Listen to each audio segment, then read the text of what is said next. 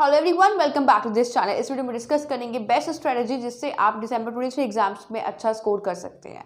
पहले बात करते हैं अकाउंट्स की। अकाउंट्स में आप क्या करते हैं, मॉड्यूल 1 एंड मॉड्यूल 2 का रिवीजन एक बार कर लेते हैं अच्छे से हर एक क्वेश्चन का। उसके बाद आप उसको दोबारा रिवीजन करके नहीं देखते हैं और वही आपका सबसे बड़ा फेलियर होने का रीज़न बन जाता है।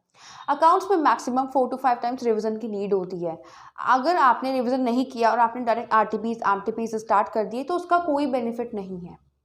आपको मैक्सिमम मॉडल का रिवीजन 4 to 5 टाइम्स करना है अकाउंट्स में। एक एक इलस्ट्रेशन अच्छे से सॉल्व करना है, एक एक प्रैक्टिस क्वेश्चन अच्छे से सॉल्व करना है। उसके बाद बात करते हैं थ्योरी की। मोस्टली एस्पिरेंट्स ऐसे होता है न्यूमेरिकल के चक्कर में थ्योरी को स्किप कर देते हैं कि अरे भाई न्यूमेरिकल तो हमारे अच्छे हैं ही, थ्योरी पोर्शन स्किप कर देते हैं, इससे मार्क्स आ जाएंगे। लेकिन ऐसा नहीं है। कभी कभी क्या होता है कि थ्योरी पोर्शन में ही अच्छे मार्क्स दिला देता है। थ्योरी आपको ज़रूर करनी है, स्किप नहीं करनी है। फर्स्ट मॉड्यूल से थ्योरी ज़्यादा आती है, सेकेंड से कम आती है। ट्रू फॉल्स आपको दोनों मॉड्यूल से अच्छे से करने हैं और आपको टाइमर लगा के अकाउंट्स के टेस्ट देने हैं। उससे आपको आपकी स्पीड का पता चलेगा। सेकंड बात करते हैं लॉ की।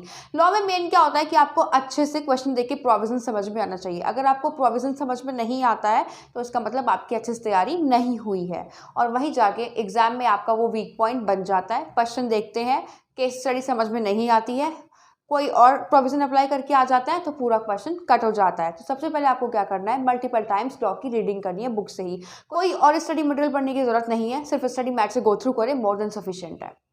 जब आप इसको अच्छे से रीड कर लेंगे उसके बाद माइंड मैप बनाना है, अपने खुद के नोट्स बनाने हैं और उसके बाद एक एक क्वेश्चन बुक में नोट करके और उसके बाद एक एक क्वेश्चन कहीं पर नोट करके खुद सॉल्व करके देखना है विदाउट एनी सोल्यूशन। उसके बाद आपको चेक करना है आपने कहाँ पर मिस्टेक करी है। थर्ड बात करते हैं इकोनॉमिक्स की।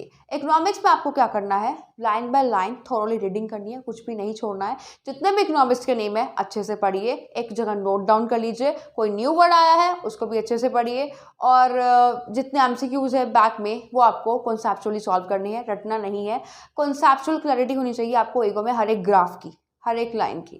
उसके बाद बीसीके में भी सेम ही है, जितने भी कंपनीज के नेम है अच्छे से पढ़िए और आपको कोई न्यू वर्ड लगता है उसको ग्रास्प करिए और कंपनीज के नेम की टेबल बना लीजिए, उनके सीएफओ सीईओ के नेम लिख लिए और उससे क्या होगा, आपको कन्फ्यूजन नहीं होगा, अच्छे से आप उसको रीड कर पाएंगे। डेली आपको उसे 5 मिनट रीड करना है। नेक्स्ट बात करते हैं मैथ्स की। मैथ्स में आपको क्या करना है, डेली आपको फॉर्मूलेज रिवाइज करने हैं। जितने भी मैथ्स के फॉर्मूले हैं आप उनको एक जगह नोट डाउन कर लीजिए और जहाँ पर भी आप पढ़ने बैठते हैं ना वहाँ पर उसको स्टिक कर लीजिए वॉल पर। स्टिक नहीं कर सकते हैं तो अपने साथ रख लीजिए, रोज उसको रिवाइज करिए। वो आपके ऊपर डिपेंड है आपको कैसे करना है, लेकिन आपको फॉर्मूलाज डेली रिवाइज करने हैं सो दैट आप मैथ्स में अपने क्वेश्चन अच्छे से सॉल्व कर पाएंगे। मैथ्स में आपको क्या करना है, जितने भी इंपॉर्टेंट चैप्टर्स हैं उनके इंपॉर्टेंट क्वेश्चन हैं उनको सबको सॉल्व करके डाल दीजिए। अगर किसी भी क्वेश्चन में किसी भी तरह का डाउट है तो उसको हैंड टू हैंड सॉल्व कर लिए, बाद के लिए नहीं छोड़ना है। कोई भी मिस्टेक है उस पर हैंड टू हैंड काम करिए, उसको अवॉइड नहीं करनी है। अगर आपको कोई क्वेश्चन समझ में नहीं आ रहा है तो अपने टीचर से डिस्कस करिए। अगर आप टीचर से डिस्कस कर चुके हैं फिर भी नहीं आ रहा है तो उसको रीप्रैक्टिस करिए, कभी ना कभी तो आएगा ही ना। मैथ्स में कोई भी क्वेश्चन आपको स्किप नहीं करना है। ये नहीं कि भाई तो बहुत हार्ड लग रहा है स्किप कर दो, नहीं, अभी आपके पास बहुत टाइम है। जितने चैप्टर से अच्छे से रिवाइज करिए।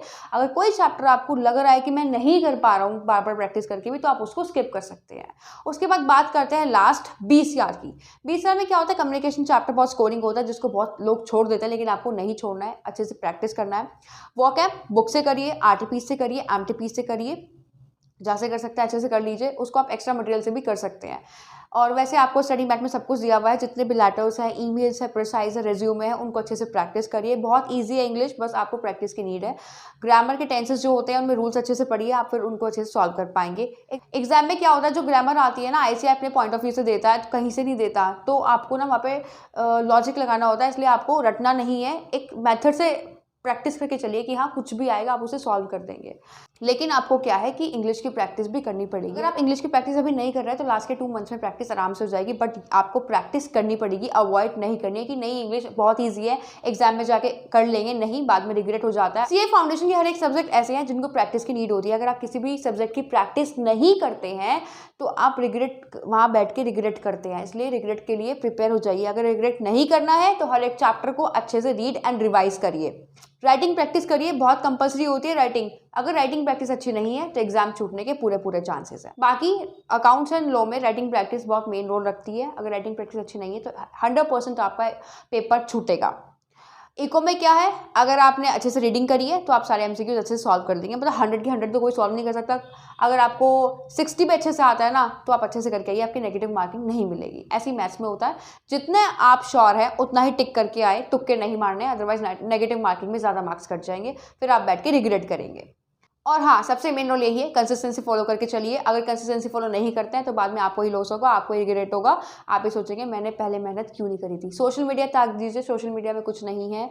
4 महीने के लिए अपने आप को कमरे में बंद कर लीजिए, नोटिफिकेशन ऑफ कर दीजिए। अगर ऑफ भी नहीं कर सकते हैं, फ़ोन का नेट ऑफ करके रखिए, और फ़ोन स्विच ऑफ नहीं करना है, उससे प्रॉब्लम बन जाती है। ऐसा होता है कि मोस्टली स्टूडेंट्स फ़ोन से ही पढ़ाई करते हैं, तो आपको अपने अकॉर्डिंग मैनेज करना है। बाकी वीडियो अच्छी लगी तो वीडियो को ज़रूर लाइक कीजिए एंड चैनल को सब्सक्राइब कीजिए। Thank you.